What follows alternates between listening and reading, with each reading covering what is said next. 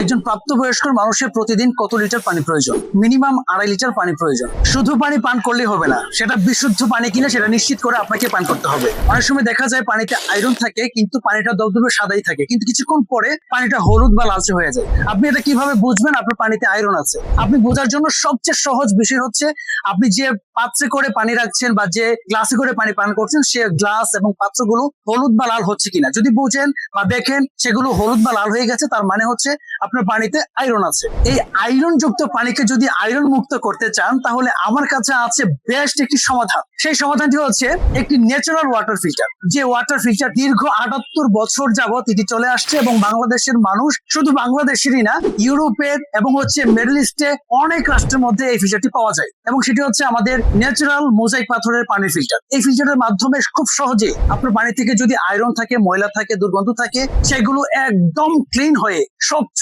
Fresh ভাবে আপনাকে পানি দিবে এবং সেই পানিটা আপনি নির্ভয়ে নিশ্চিন্তে পান করতে পারবেন এবং আপনার পরিবারের সবাই নিরাপদ পানি পাবে। তো তাই দিনা করে যদি নিরাপদ পানি পান করতে চান, আপনার পরিবারকে পান করতে চান, তাহলে এক্ষুনি স্ক্রিনে দেওয়া নম্বরে যোগাযোগ করতে পারেন। তাছাড়া আমাদের হোয়াটসঅ্যাপে ভালোভাবে আমাদের ফিল্টার সম্পর্কে জেনে বুঝে যদি মনে হয় এই ফিল্টারটি আপনার পরিবারের প্রয়োজন আছে, নিঃসন্দেহে নাম ঠিকানা দিয়ে আপনি অর্ডার করতে পারেন। আরেকটা ওয়ে আছে, অর্ডার বাটনে ক্লিক করে আপনি অর্ডার করতে পারেন। ধন্যবাদ, ভালো থাকবেন, সুস্থ থাকবেন, প্রাচীন শিল্পের সাথেই থাকবেন।